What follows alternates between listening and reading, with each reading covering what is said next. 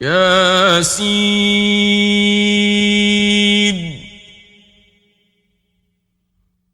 والقرآن الحكيم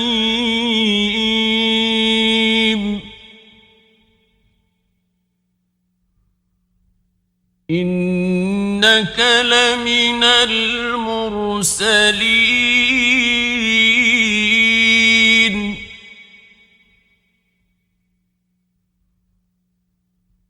على صراط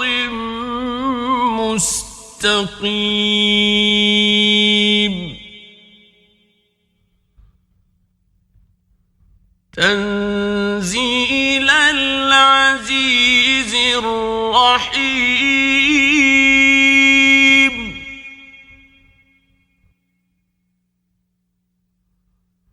لتنذر قوما ما أنذر آباؤهم فهم غافلون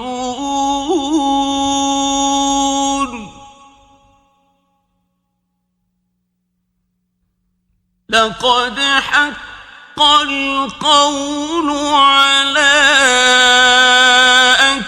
أكثرهم فهم لا يؤمنون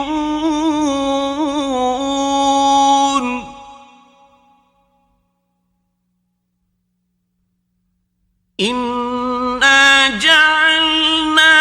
في أعناقهم أغلالا فهي إلى الأذقان فهم مقمحون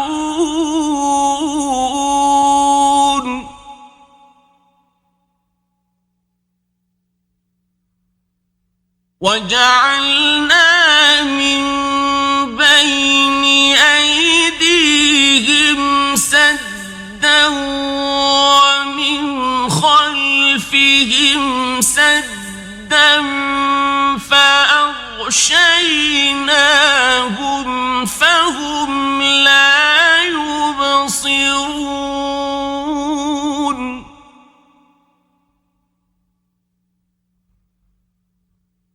وسواء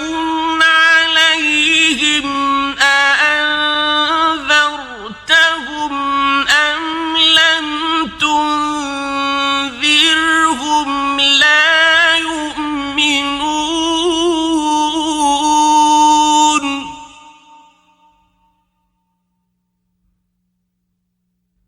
إنما تنذر من اتبع الذكر وخشي الرحمن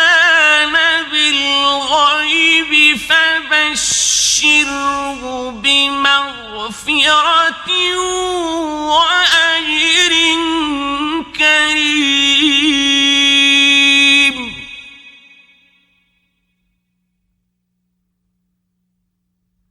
إنا نحن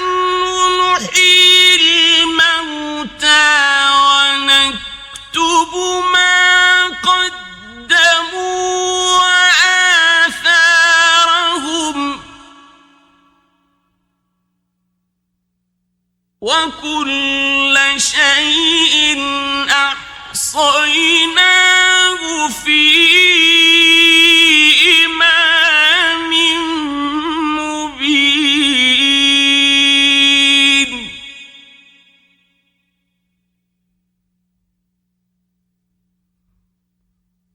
واضرب لهم مثلا أصحاب القرية إذ جاءها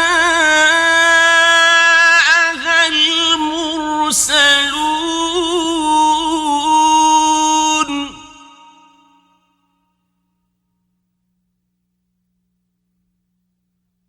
إذ أرسلنا إليهم اثنين فكذبوهما فعززنا بثالث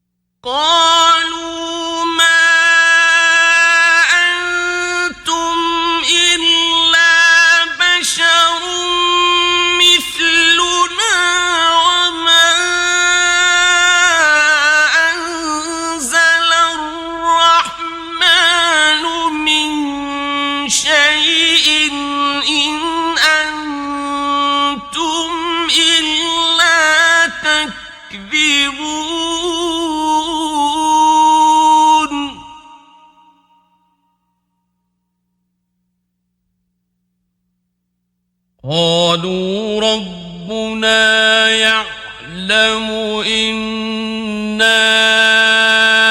إليكم لمرسلون وما علينا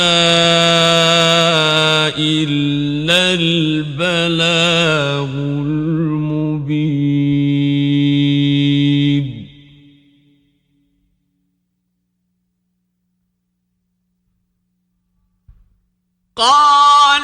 قالوا إنا تطيرنا بكم لئن لم تنتهوا لنرجمنكم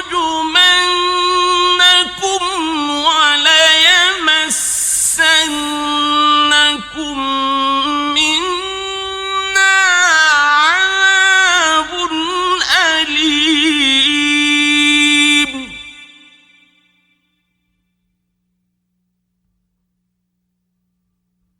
قالوا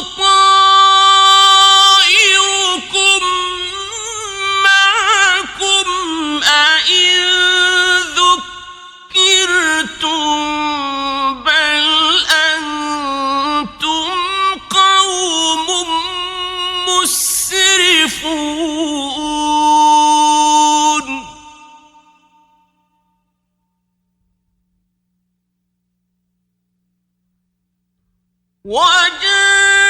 وجاء من أقصى المدينة رجل يسعى قال يا قوم اتبعوا المرسلين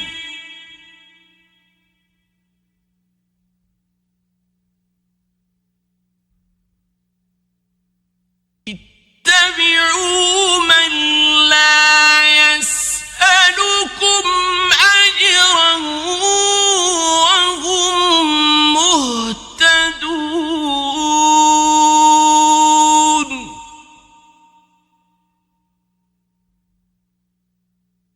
وما لي لا أعبد الذي فطرني وإليه ترجعون أأتخذ من دونه آلهة إن يردني الرحمن بضر لا تغن عني شفاعتهم شيئا ولا ينقذون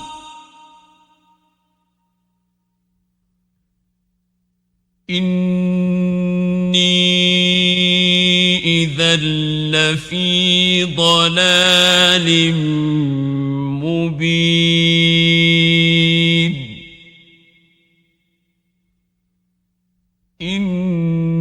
إني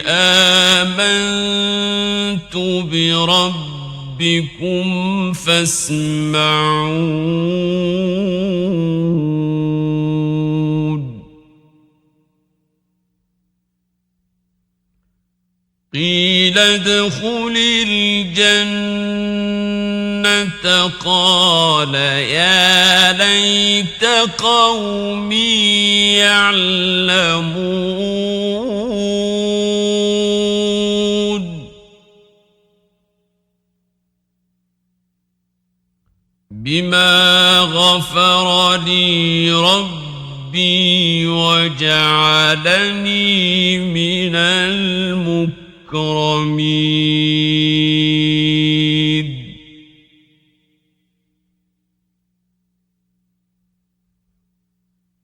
وما أنزلنا على قومه من بعده من جند من السماء وما كنا منزلين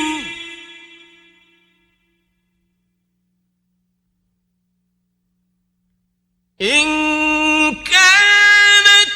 إلا صيحة واحدة فإذا هم خامدون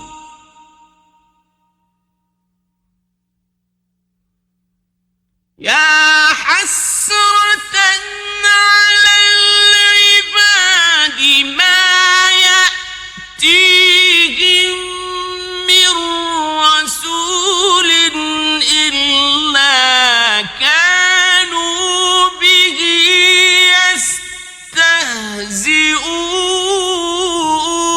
يستهزئون ألم يروا كم أهلكنا قبلهم من القرون أنهم إليهم لا يرجعون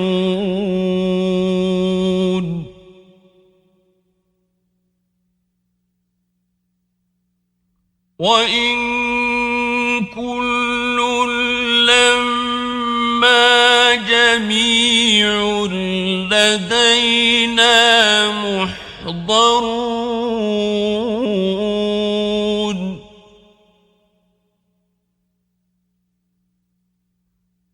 وآية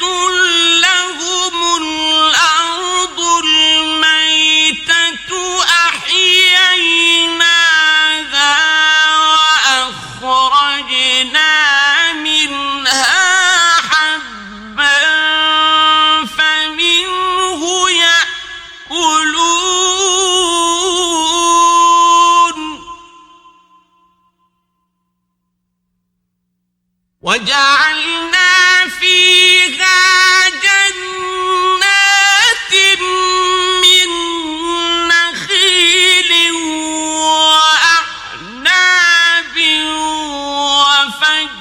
وفجرنا فيها من العيون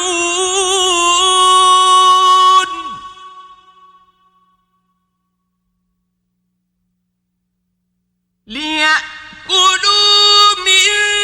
ثمره وما عملته أيديهم أفلا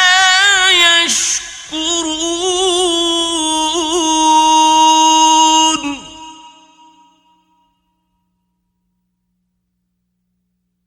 سبحان الذي خلق الأزواج كلها مما تنبت الأرض ومن أنفسهم ومما لا يعلمون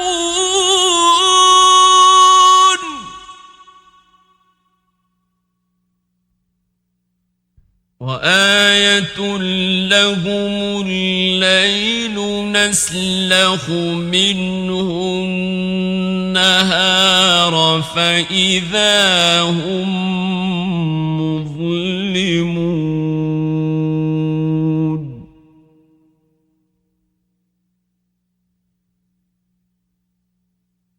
والشمس تجري لمستقر لها ذلك تقدير العزيز العليم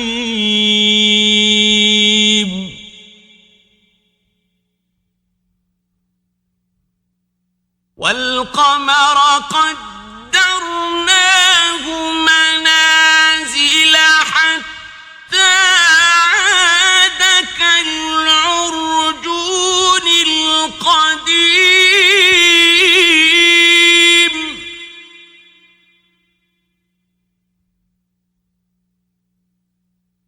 لا الشمس ينبغي لها أن تدرك القمر ولا الليل سابق النهار وكل في فلك يسبحون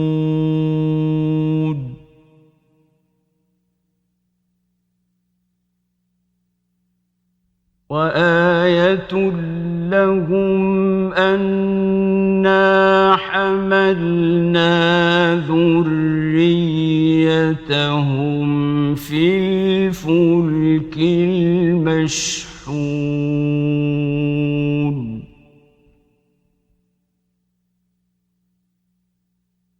وخلقنا لهم من مثله ما يركبون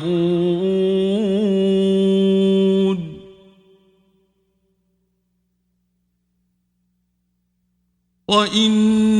نشأ نغرقهم فلا صريخ لهم ولا هم ينقذون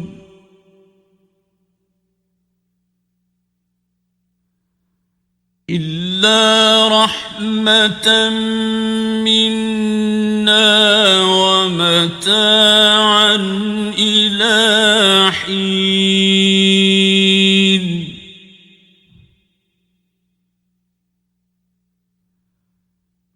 وإذا قيل لهم اتقوا ما بين أيديكم وما خلفكم لعلكم ترحمون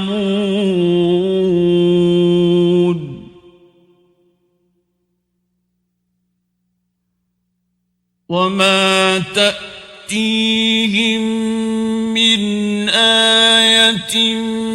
من آيات ربهم إلا كانوا عنها معرضين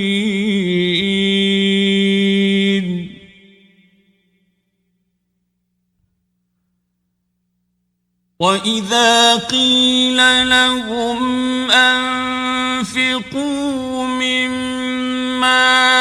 رزقكم الله قال الذين كفروا للذين آمنوا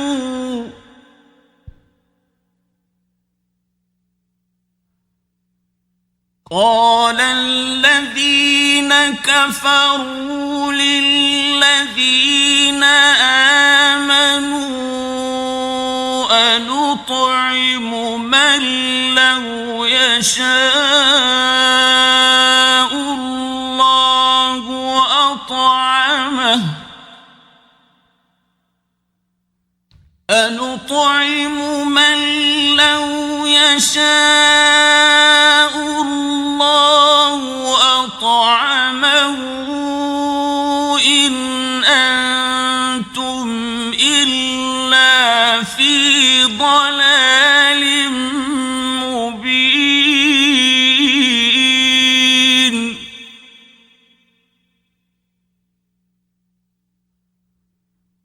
ويقولون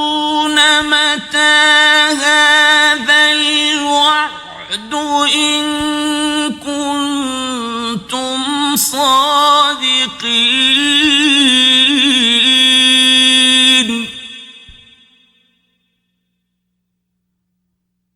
ما ينظرون إلا صيحة واحدة تأخذهم وهم يخصمون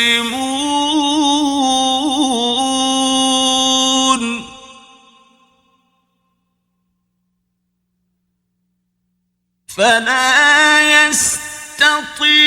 يستطيعون توصية ولا إلى أهلهم يرجعون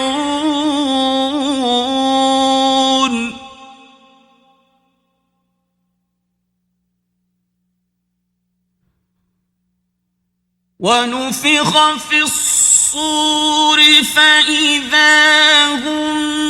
من الأجداث إلى ربهم ينسلون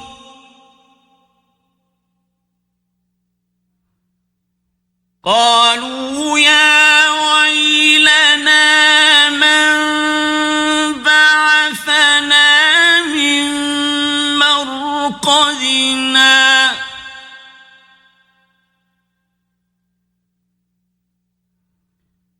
هذا ما وعد الرحمن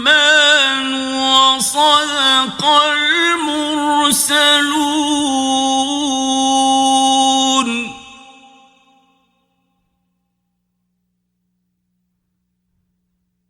إن كانت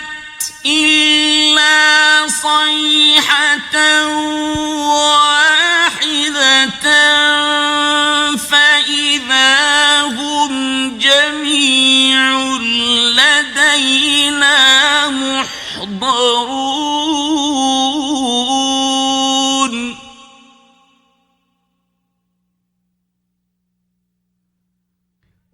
فاليوم لا تظلم نفس شيئا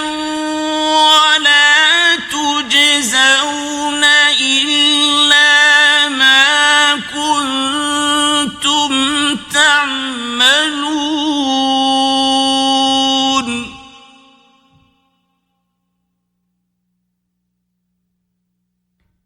إن أصحاب الجنة اليوم في شغل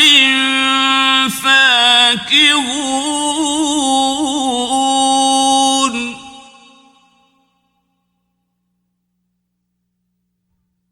هم وأزواجهم في ظلال على الأرائك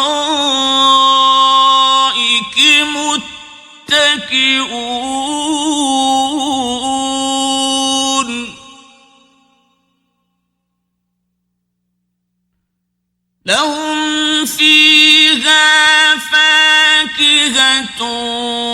ولهم ما يدعون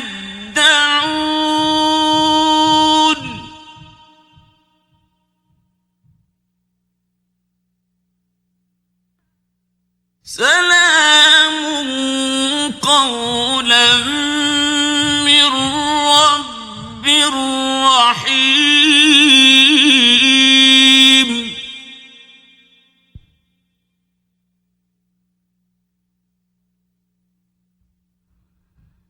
وامتازوا اليوم أيها المجرمون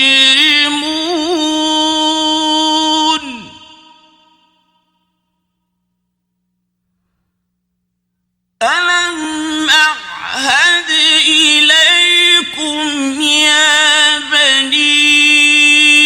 آدم ألا تعبدوا الشيطان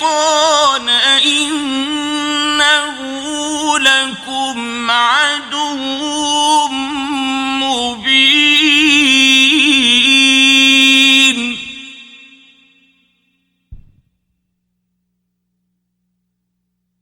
وأن اعبدوني هذا صراط مستقيم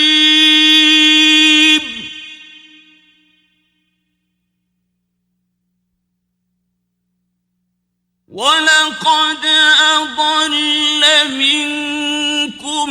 جبلا كثيرا أفلم تكونوا تعقلون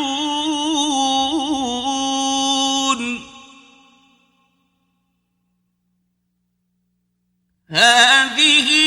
جهنم التي كنتم توعدون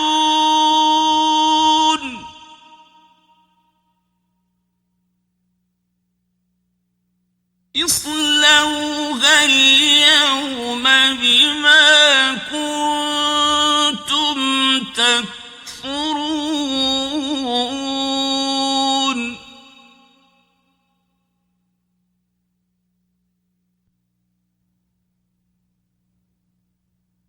اليوم نختم على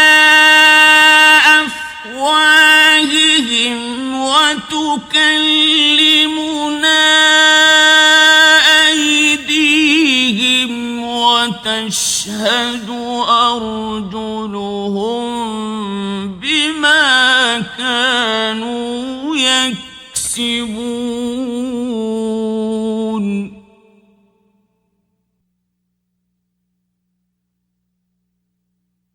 ولو نشاء لطمسنا على أعينهم فاستبقوا الصراط فأنى يبصرون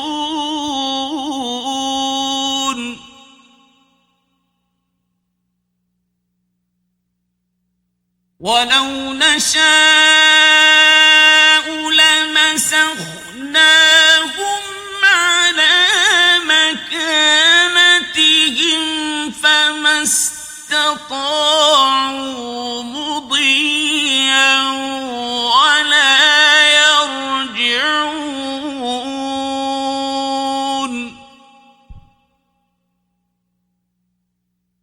ومن ننكسه في الخلق أفلا يعقلون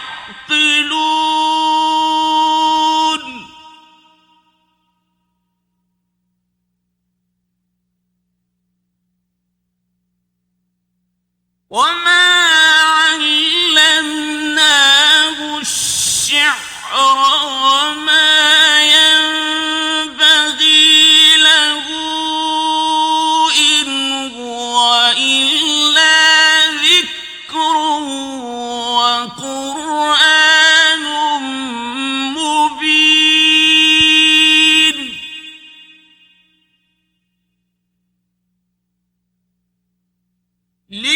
لينذر من كان حيا ويحق القول على الكافرين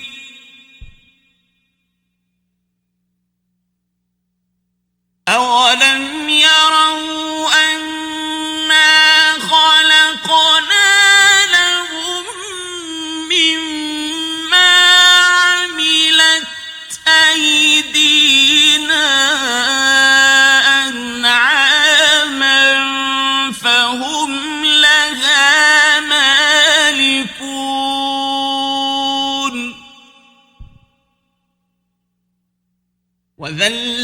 وذللناها لهم فمنها ركوبهم ومنها يأكلون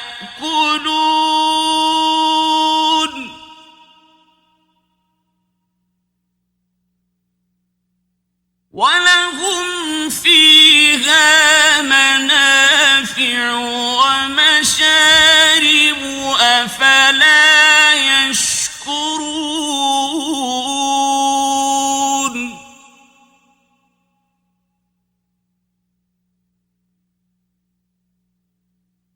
واتخذوا من دون الله آلهة لعلهم ينصرون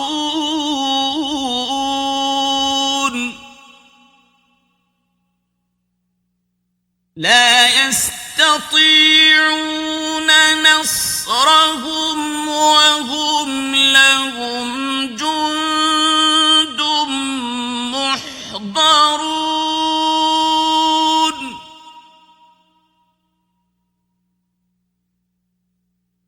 فلا يحزنك قولهم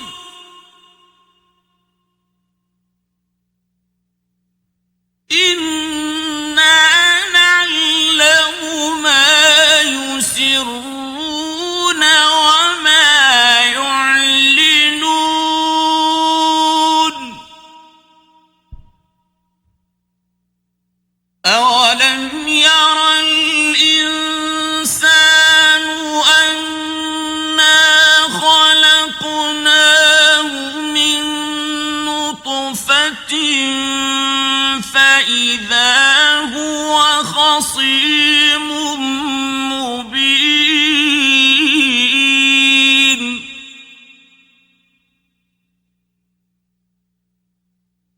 وضرب لنا مثلا ونسي خلقه قال من يحيي العظام وهي رميم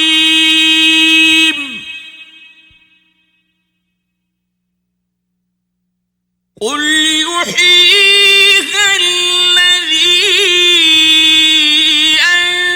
أنشأها أول مرة وهو بكل خلق عليم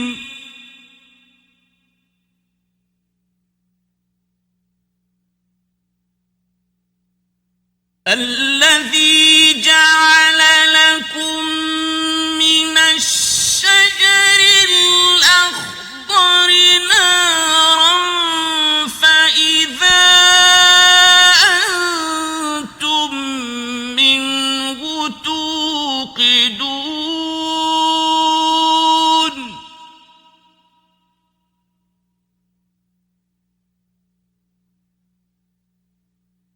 أوليس الذي خلق السماوات والأرض بقادر على أن يخلق مثلهم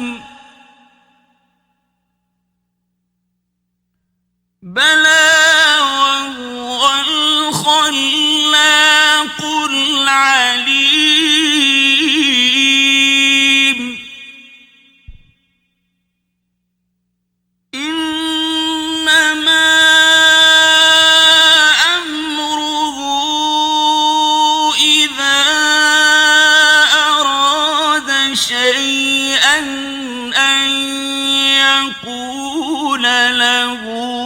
كن فيكون